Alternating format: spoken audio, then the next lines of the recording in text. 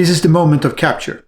HMS Speedy, a tiny British brig of just 14 guns, has closed with the much larger Spanish xebec-frigate Gamo in the action of May the 6th, 1801.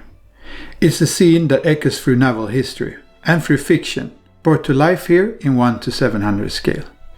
In this video, we'll explore the true story behind the action that inspired Master and Commander's iconic battle against the Cacafuego.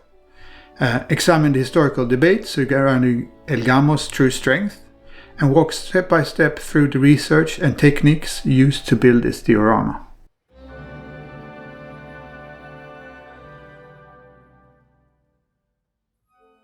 In May of 1801, Thomas Cochrane, commanding HMS Speedy, engaged and captured the Spanish ship El Gamo off the coast of Barcelona. Cochrane had just 54 men and boys aboard. El Gamo carried over 300. She was over twice Speedy's tonnage and mounted heavier guns. By any reasonable measure, this would have been a suicide. But Cochrane closed the distance under a false flag, a ruse de guerre. During the action, the low freeboard of HMS Speedy prevented the Spaniards from depressing the guns enough to hit anything at close range.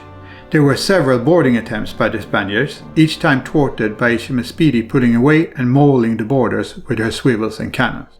Finally, Cochrane ordered his men to board, winning the fight when the Spanish ensign was cut by the second small boarding parter that Cochrane sent around the back. Another clever ruse de guerre.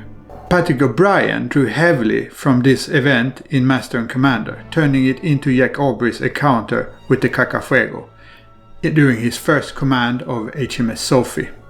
Many of the details are carried over, even the name Speedy becomes Sophie. But while the fictional version is dramatic, the real story is perhaps even more so. I have a collaboration in the works with the Navy historian Drakinifel and on his channel, where you will find a much deeper dive into the history behind this and the tactics used. There is a long-standing myth that El Gamo was a 32-gun frigate mounting 12-pounders, far beyond what modern research would support. In reality, as shown by Winfield and Tredera, among others, also my friend Barry, who wrote the rules for Beat to Quarters, and who has looked at this more from a wargaming perspective, and corroborated by Spanish archival records, El Gamo mounted 8-pounders and also 3-pounders, and then also these pereros, like swivels, and was more like a heavily armed xebec-hulled square rig corvette than a true frigate. So the legend grew in the telling, of course, but this build aims to reflect more what we now understand about these ships, with the proportion, paint and rig based on primary source interpretation. My goal was to avoid the usual exaggerations and base the diorama on the best available sources. El Gamo's hull and paint scheme, for instance, draws on Antoine Roy's painting of El Gamo. This is probably likely a misspelling. Roy painted from life, and it was painted in probably Marseille Harbor in 1798. So this is just a few years ahead of the action. Spanish color conventions and dockyard records support this paint scheme as well. A faded ochre or buff gunport band with tarred or lampblack above and below this, with some lighter white or light buff band and minimal decoration. The rigging and sail plan reflect contemporary xebec-frigates, or actually some of them. Many were this hybrid of Latin and square, but in the painting and what I chose to go from, El Gamo at least shows a full square rig with the spanker gaff and boom. So in this section I'm going to go through the build step by step and give you some ideas of what I used along the way. So the base, I began that by cutting styrofoam board in a circle, and the circle would match the diameter of the glass dome that I bought. I later shaped holes to house wiring and electronics through this. The clock dome that I ordered was just a simple base with a glass. on top to protect the models later on from dust. A plaque was also ordered. I didn't see it at this point, but there was a scratch on the plaque as it arrived, and when I tried to fix it, I actually broke the surface layer that was very thin, so a new one had to be reordered. But actually, I think it turned out better, as the text was, I chose the text to be laser cut, and it looked black and more contrasty than the original that was diamond cut. So this was my first version of the base, and I later changed it into resin mold on the same type of styrofoam base, which you can see later on in the pictures. This being my first diorama, there was a lot to learn along the way, and it turned out this is not the way I wanted it. Anyway, I cut the shapes of the waves and the sea into the base, and then covered it with aluminium foil to add further textures. The shapes of the hulls were roughly cut out of this piece, and the dynamic placement of the models were tested. I always test this a lot, and also the fact that I had to take into account that a Gamo with her spanker boom and jib boom would just fit inside the glass dome. I mean, this is a choice I made, that I wanted a dome pretty tight and not too tall, but that also meant that I had some constraints in the construction and placement of the ships in the actual diorama. Both the ships were 3D prints from Turner Miniatures. I don't have a 3D printer, but it feels more and more like I should have one. I ordered the prints from Only Games mostly, and you know, working from commission, this adds another expense and also wait times. So I don't know, maybe that would be something for the future, but for now this is the way I go about it. Turner Miniature makes his hulls more in true scale than if you're used to Warlord game models, at least for the smaller unrated ship types, like a brig, like the Speedy. I did modify these quite a bit to my purposes, but as a base they were really good. Masts were made from brass rod. For this build I used tapered sections. They were like pre-bought, and I'm going to show you here in the footage how they look. I also normally do this myself by tapering, by sanding and filing. There's also quite a few details made from photo edge in this build. The finer running rigging and the foot ropes was made from 0.01mm brass wire. That's the thinnest I could find that would still retain a shape. Really fiddly stuff. I mean, this is the first time I try it like this, and whoa, that was a learning curve. I tried researching the actual mast size, and this turned out much easier for HMS Speedy than Gamo. By going from drawings and measurements of other smaller frigates and corvettes, I found the sizes that I think could be somewhat based in reality. As you build your mast, try keeping the glue minimal, just enough to hold it together. Most of them will be braced later anyway, and at this tiny scale, glue and paint quickly builds up, covering detail, and that is horrible. I mean, you spend a lot of time working on these tiny details, and then as you paint and glue, it gets covered up. This is what happened mostly to HMS Speedy. Hopefully it won't show too much unless you're looking with a magnifying glass, but it's still very annoying. And in the future I might try to thin my paints even further with acrylic thinner and going more layers if necessary, just to preserve the detail. Also even more conservative on the glue. Getting all the foot ropes built at this scale was tricky, as can be seen. I've used photo edge from artist hobby kits in the past, and this is much easier and creates a very clean look as you use less glue.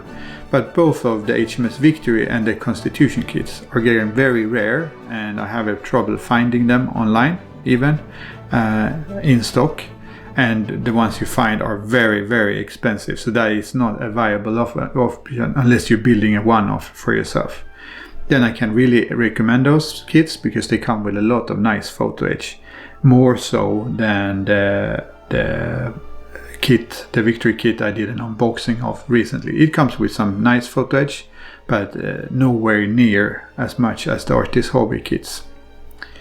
If someone knows a good photo edge alternative for foot ropes and smaller details, I would be very grateful to find out, because building this was super fiddly and I would have preferred to use the photo edge.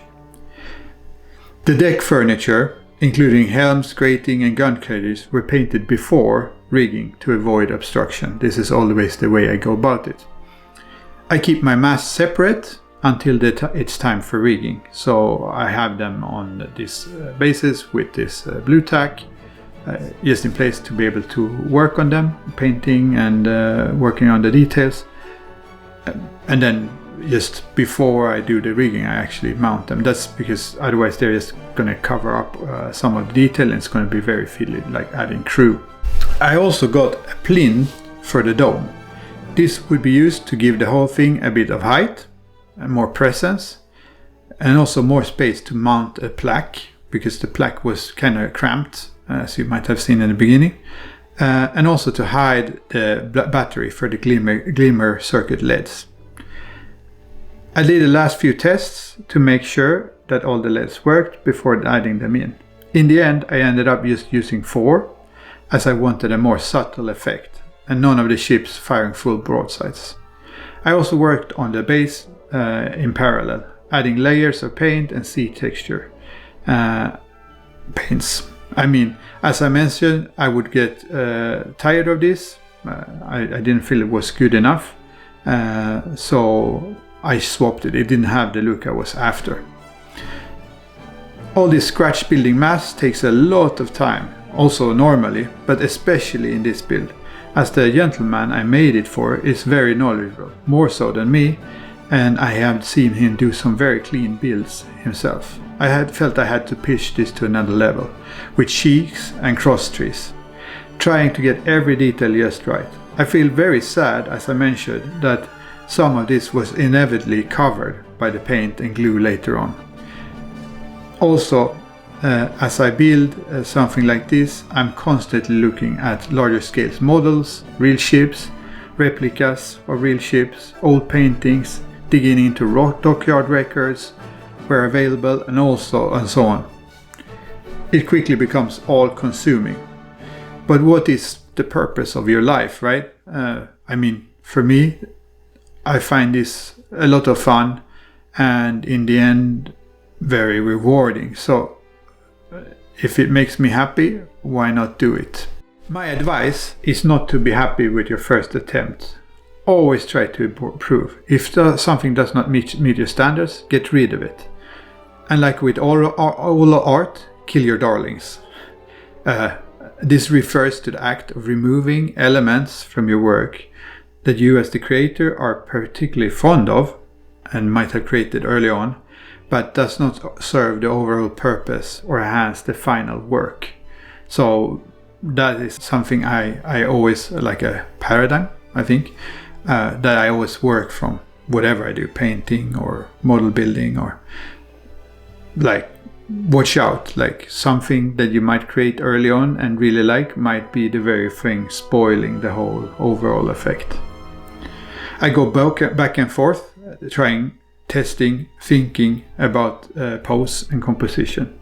As usual, giving your ship some dynamics, like turned yards or a bit of heel, will go a long way to give it more life.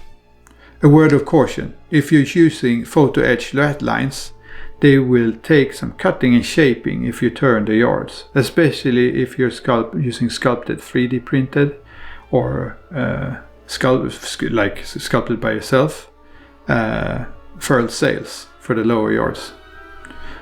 This is the way I usually go about it, and they will take some shaping and cutting to fit, but well worth the effort, I think.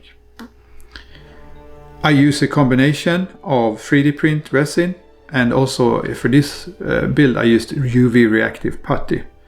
I have tried paper in the past, like race paper for the furl sails, but never been really quite happy with the result at this scale. So UV putty was an alternative. I am not fully pleased with it, but quite pleased with it. It allows you to work with it, manipulate it for a long time, unless you're sitting in direct sunlight. And when you're happy with the result of your sculpting of the soft putty, then just 15 seconds, 25 seconds with the UV torch, and it's all set and ready for filing. So that is a tip that you might want to use. You can also add more layers on top of it, or like I said, file. I'm still learning this as well. For Gamo's yards, I wanted then to use an expression from Aubrey Maturin series. I mean, because I wanted them to show, like even at the design, I want the model to show a bit of the confusion and maybe panic aboard the Spanish ship. So I set them all ahoo. And that's an expression from Aubrey Maturin. I really like that. The yards all ahoo.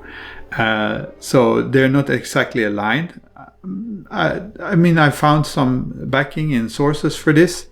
Like when there is confusion or in particular maneuver where the yards are not braced exactly the same. But I am not a sailor, so this might be wrong. But I do think that it does help to show the confusion and chaos on the Spanish ship. I used ash gray and black primer on pillow wadding to simulate the smoke that would be added later on in the diorama.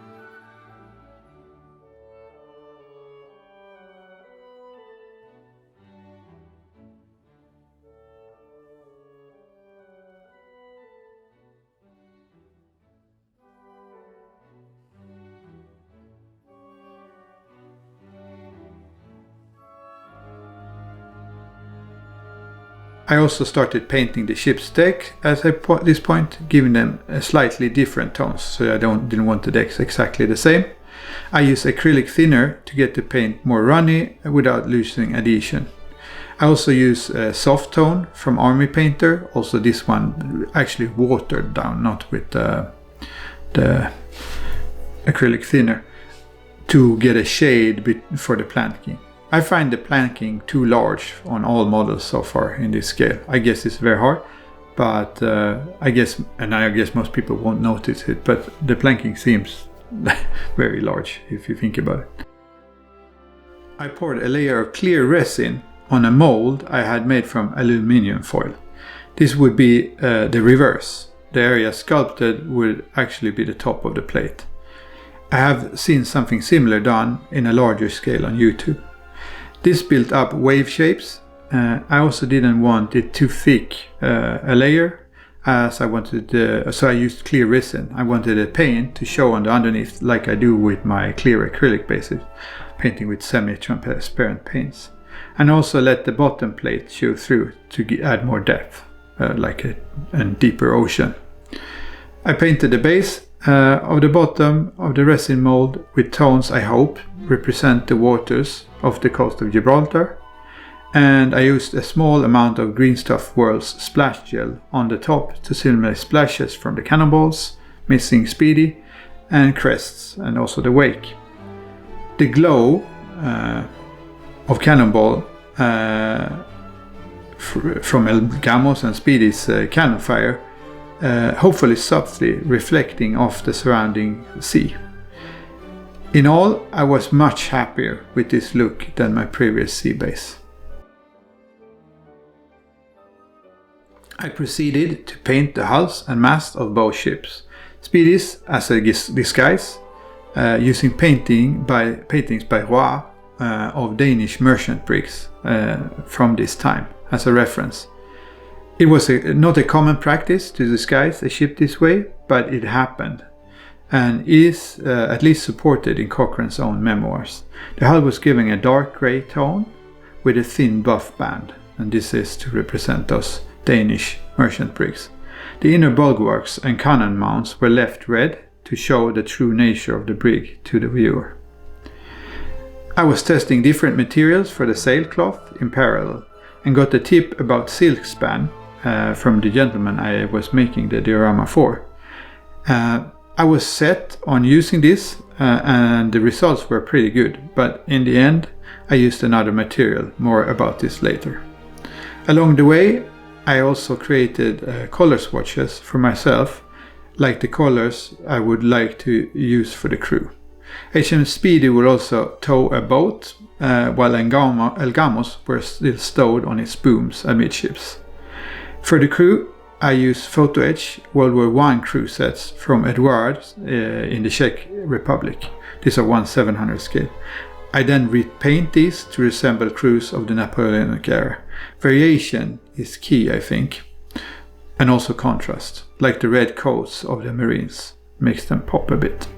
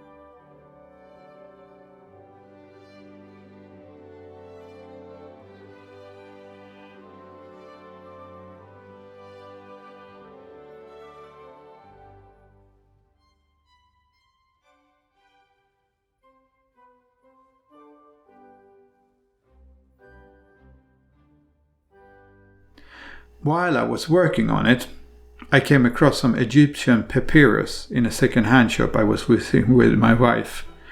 And it was one of those, this might actually work moments.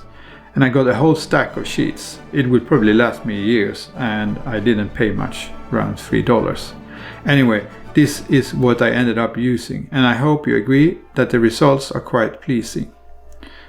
I used the old topsail from HMS Victory as a reference for battle damage and wear, thinking the Mediterranean sun and wind would age a sail quite quickly. Along the way, constantly trying the models on the base to make sure that everything was to my liking. The sail would actually be painted a bit. I'll explain that later on, but also I used the natural structure of the papyrus to make it look like the internal structure of the sail cloth. El Gamo's hull were painted after, as I mentioned, a painting by Antoine Roy. It's a contemporary painting and corresponds well with paintwork used on smaller Spanish frigates at this time. A buff band on the gun ports. Some details were pecked out in a lighter tone according to the painting. I also started adding the crews. To depict the boarding, I positioned the painted crew in a melee at the fore of El Gamo. This is not the point where Cochrane actually boarded, but I gave myself a bit of freedom due to the constraints of space for the build. I think it works nicely and looks dramatic, and could be showing one of the failed boarding attempts perhaps by the Spaniards, with the brig pulling away from the Gamo temporarily. There's also some wounded and dead represented on the decks, mostly on El Gamo amidships, where I would imagine Speedy's cannon fire would reach them. Using red coats for British Marines and officers in blue, and a mix of tan, ochres and whites and buff for the Spanish defenders. Tiny black dots served as hats. The figures were just millimeters tall, but they helped to tell the story, I think. With sailors on deck, in the boarding party, and on the foot ropes working the rigging. As mentioned earlier, I used around 50 for Speedy and over 200 for El Gamo. To place the full 300 plus on the top deck, of course, many would be on the gun deck below, but also I think that would have looked a little bit too crowded and messy for this scale. So I cut it back, but still placing all those tiny figures was again a lot of work. Hopefully well worth the effort. Standing rigging was added using thread. I was considering also using brass wire for this, but ended up with a thinner black thread instead. I spent a lot of time looking at references like the book Rigging Period Ship Models by Lennart Pettersson. It might be hard to get all the rigging done without it feeling messy at this scale, so I always try for a more look of the correct rigging than an actual representation of it.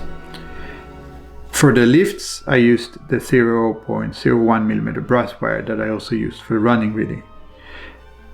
I, in the end, used too much glue for my liking, but it doesn't really show when you just view the diorama from a distance or at a glance. You really need to scrutinize it under a magnifying glass to find this. But best I could do at this point. Still, the knowledge of me has me ripping my hair at times, also during the build.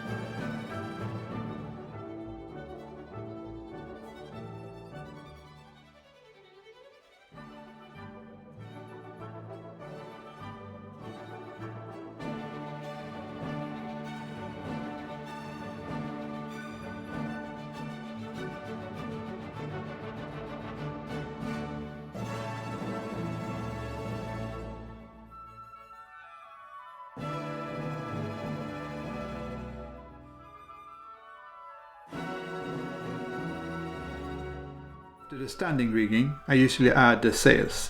As mentioned, they were from this papyrus that I found in a second-hand shop, shaped and with some paint added to add shade, highlight and wear. I painted the 0.01 brass wire used for the running rigging and the lifts using an acrylic marker pen, an off-white tone. The actual work adding and getting the running rigging just right was way too many hours to mention. I reckon with practice I could make this process go faster, but I found it well worth the effort, as I got the hanging of the not fully tensioned lines pretty right, I feel. This makes me almost want to go over my whole fleet again, like my own fleet, rigging it accordingly. but that would probably be madness, and for a game piece I think the elastic thread from EZ line creates a decent impression. However, if you want more detail, I would recommend going the route I've done in this diorama with the brass wire. Words of caution is that you might go mad along the way, like me. But jokes aside, I hope the result speaks for themselves, as this was by far my most realistic looking and intricate work that I've done. I embedded the battery switch and the holder for the batteries at the base of the plinth, and prepared wiring channels for a couple of micro LEDs. The plinths were sealed and painted satin black to let the sea surface and ships shine. The fiery glows comes from the 4 micro LEDs wired through this base, with a glimmer circuit installed to create the flickering effect that you might see on the moving footage. Red and orange LEDs were mixed to simulate fire and cannon blasts. The effect becomes dramatic in low light.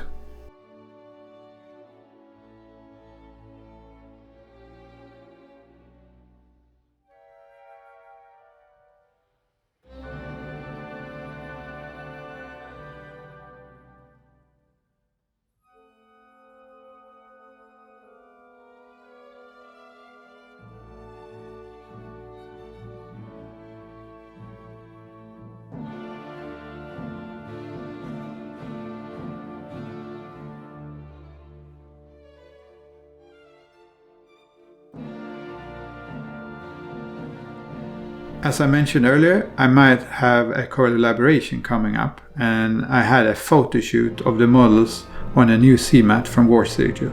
More about this collaboration as it happens. I will also review the mats themselves later on. The photo background is actually not a green screen or an edit, it's actually just my TV screen. I find that works quite nicely for a photo shoot like this. It was my wife's idea, and I'm very thankful to her for it. So as I mentioned, the sails were shaped from this papyrus and wetted and curled, also painted with a bit of shade at the bottom, highlight at the top, some weathering and ropes and so on, and then finally fixed with a bit of diluted matte varnish. All the running rigging was completed in the brass wire, the 0.01 brass wire, and the standing rigging was the black thread. Deck and mast details were added, just as the scale allowed. Can't do too much at this scale, and it will look messy. And now I just had to mount the miniatures on the base, get the cannon fire effect just right, and finish off the base edges that were still a bit rough. They were actually detracting a bit from the model. I was first thinking, they're okay, but no, they weren't. They looked really bad. So I ended up sanding them and using filler, and then in the end I also used this special paint called Black 3.0. This is a very unreflective paint, and so there's no real glare from that part of the base, and I feel like taking the attention away from the edge of the miniature or the whole diorama actually draws the eyes easier into the details of the diorama itself. So small details like this, like the color you paint the side of the base, I found working on this diorama will play a great role in the final results. So in the end, this whole build was a challenge. In scale and also in subtlety, like test of how accurate could I be, and how patient, and could I get the narrative just right. It would have been easier maybe to lean into the myth, but I wanted something more grounded. I wanted to tell the real story of Speedy and Gamo. And of course that doesn't need any embellishments. Cochrane's actions and the bravery of his men, if true, speak volumes. And it's no wonder that Patrick O'Brien draws inspiration from them to create Jack Aubrey's world. I hope this diorama is a tribute to history and to craftsmanship in general, and storytelling in all forms.